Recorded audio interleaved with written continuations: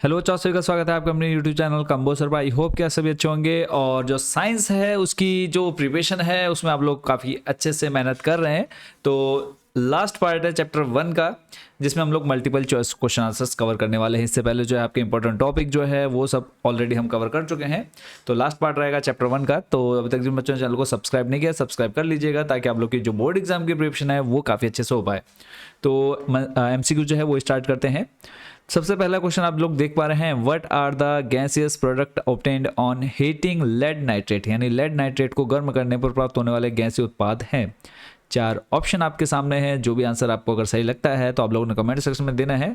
तो पहला ऑप्शन है N2 and O2, NO2 and N2, N2O and CO2, और फोर्थ ऑप्शन है NO2 and O2।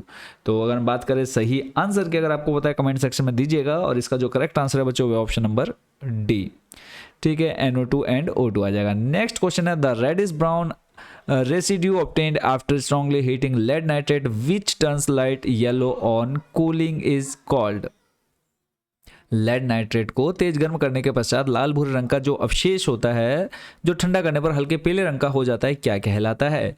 Lead sulphate, lead second oxide, lead, या फिर कैन नॉट बी आइडेंटिफाइड, यानी पहचान नहीं की जा सकती। सेकेंड नंबर है बच्चों, इसका सही आंसर हो जाएगा option number B.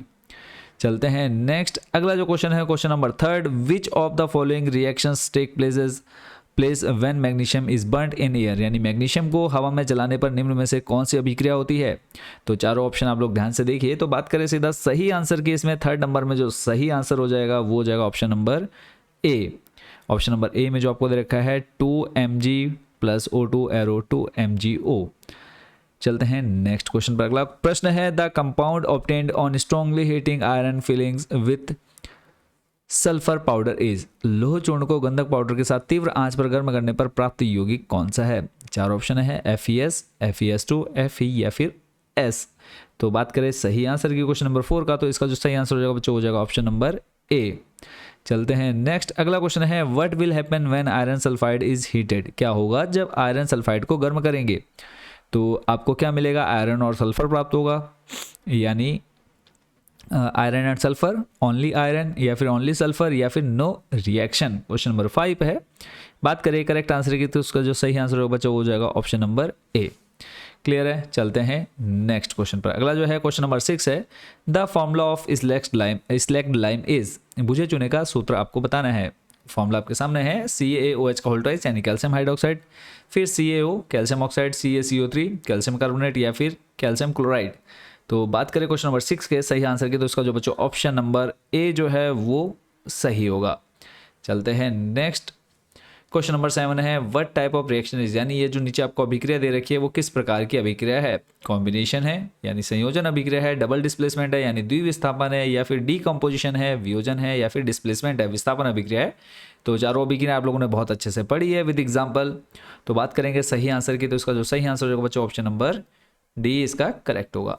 Next question number 8 है, what type of reaction does the equation, नीचे आपको अभिक्रिया दे रखी है और ये किस प्रकार की अभिक्रिया को निरूपित करते हैं। यहाँ पे फिर से आपको 4 ऑप्शन मिलते हैं, डिस्प्लेसमेंट यानी विस्थापन, कॉम्बिनेशन संयोजन, डीकम्पोजिशन अपघटन, और डीकम्पोजिशन को आप लोग किस नाम से जान रहे हैं, और डीकम्पोजिशन को आप जानते हैं वियोजन अभिक्रिया के नाम से, या फिर डबल डिस्प्लेसमेंट उभय विस्थापन, या फिर द्विविस्थापन अभिक्रिया। तो प्रश्न नंबर 8 जो इसका सही आंसर हो जाएगा बच्चों ऑप्शन नंबर ए। चलते हैं नेक्स्ट क्वेश्चन नंबर है, the reaction BaCl2 + Na2SO4 arrow BaSO4 + 2NaCl is an example of, यानी ये किस प्रकार की अभिक्रिया का उदाहरण है? कॉम्बिनेशन है, डबल डिस्प्लेसमेंट है, डीकम्पोजिशन है, या फिर सब्स्टिट्यूशन है। तो बात करें क्वेश्चन नंबर 9 के सही आंसर की, तो इसका जो बच्चा ऑप्शन नंबर है बी वो बिल्कुल सही होगा, डबल डिस्प्लेसमेंट है। चलते हैं नेक्स्ट क्वेश्चन है आपका, what type of reaction is 2KClO3 arrow 2KCl + 3O2। तो आपको बताना है किस प्रकार की अभिक्रिया है, कॉम्बिनेशन, डीकम्पोजिशन, डिस्प्लेसमेंट, या फिर डबल डिस्प्लेसमेंट। तो सही आंसर की अगर हम बात करते हैं तो इसका जो बच्चा ऑप्शन नंबर बी है वो बिल्कुल सही होगा। प्रश्न नंबर 11 है, इन द केमिकल रिएक्शन, आपको यहाँ पे एक पूरी अभिक्रिया दे रखी है, Na2SO4 + BaCl2 arrow 2NaCl + BaSO4, the white precipitate will be of, यानी जब अभिक्रिया होती है तो जो सफ़ेद अवक्षेप होगा वो किस चीज़ का होगा? तो यहाँ पे है आपका NaCl या फिर BaSO4 BaCl2 या फिर Na2SO4। प्रश्न नंबर जो 11 है इसका सही आंसर है बच्चों BaSO4, बेरियम सल्फेट का ये सफ़ेद अवक्षेप होगा, वाइट प्रेसिपिटेट होगा। क्वेश्चन नंबर 12 है the reaction that occurs when an iron nail is dipped in copper sulphate solution is. लोहे की कील को कॉपर सल्फेट विलेन में डुबोने पर होने वाली अभिक्रिया कौन सी है? कॉम्बिनेशन, डीकम्पोजिशन, डिस्प्लेसमेंट या फिर डबल डिस्प्लेसमेंट। क्वेश्चन नंबर 12 जो इसका सही आंसर है बच्चों वो हो जाएगा option number C, displacement reaction. चलते हैं नेक्स्ट क्वेश्चन पर। क्वेश्चन नंबर 13 है वह the process due to which a black coating is formed on silver and a green coating on copper is called. वह प्रक्रिया जिसके कारण चांदी के ऊपर काली परत व तांबे के ऊपर हरी परत चढ़ जाती है कही जाती है।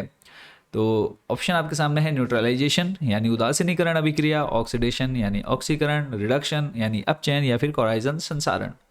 तो क्वेश्चन नंबर 13 सही आंसर हो जाएगा बच्चों ऑप्शन नंबर डी, कोराइजन। बहुत अच्छे से हमने इस टॉपिक को कवर किया है। नेक्स्ट क्वेश्चन है during the electrolysis of water if the volumes of oxygen and hydrogen released at the electrodes are V0 and VH respectively then the value of V0 over VH is. यानी यदि जल के विद्युत अपघटन के समय इलेक्ट्रोडों पर उत्सर्जित ऑक्सीजन और हाइड्रोजन के आयतन क्रमशः V0 और VH हैं। यहाँ पे आपको दे रखा है जो ऑक्सीजन है यानी VO जो है ऑक्सीजन के लिए आ जाएगा और VH जो है volume of oxygen and volume of hydrogen है। तो volume of oxygen over volume of hydrogen का मान क्या होगा? क्वेश्चन नंबर 14 जो इसका सही आंसर बच्चों वो हो जाएगा, पहले ऑप्शन देख लेते हैं। ऑप्शन ए है 4, बी है 2, सी है 1/2 एंड डी है 1/4। तो क्वेश्चन नंबर 14 इसका जो सही आंसर है वो है बच्चों option number C, 1/2। Next question है to balance the chemical equation. यहाँ पे आपको पूरी केमिकल इक्वेशन गिवन है। The values of coefficients x and y respectively should be. निम्नलिखित रासायनिक समीकरणों को संतुलित करने के लिए गुणांकों x और y के मान क्रमशः क्या होने चाहिए? 2,4, 2,2, 2,3 एंड 4,2। सही आंसर की अगर बात करें इसका जो सही आंसर बच्चों वो है ऑप्शन नंबर ए, 2,4। तो इस तरीके से जो है बच्चों आपके कंप्लीट हो जाता है चैप्टर 1। तो ये जो आप लोगों ने देखा पूरा चैप्टर बच्चों फर्स्ट पूरा अच्छे से समझा, हर एक टॉपिक को हमने कवर किया है बेसिक कॉन्सेप्ट के साथ, ताकि आप लोग को कहीं पर कोई भी जो है डाउट ना रह जाए। तो अगर आप लोग इस पूरे चैप्टर को बहुत अच्छे से देख लेते हैं, रिवाइज कर लेते हैं, तो आपको कुछ भी एक्स्ट्रा पढ़ने की जरूरत नहीं पड़ने वाली है। सभी इंपॉर्टेंट टॉपिक जो है बच्चों हमने आपको यहाँ पर कवर कराए हैं। तो अभी तक जिन बच्चों ने चैनल को सब्सक्राइब नहीं किया सब्सक्राइब जरूर कर लीजिएगा, क्योंकि बहुत मेहनत लगती है इन नोट्स को प्रिपेयर करने में। तो चैनल के साथ जरूर जुड़ रहिएगा। बाकी बोर्ड एग्जाम के समय जो है हम आप लोग को और अच्छे से प्रैक्टिस कराएंगे इन सभी क्वेश्चंस की। तो मिल लेंगे बहुत जल्द नेक्स्ट वीडियो में। चैप्टर 2 करेंगे स्टार्ट। बाकी आप सभी बच्चों को all the best. Thank you so much for watching this video.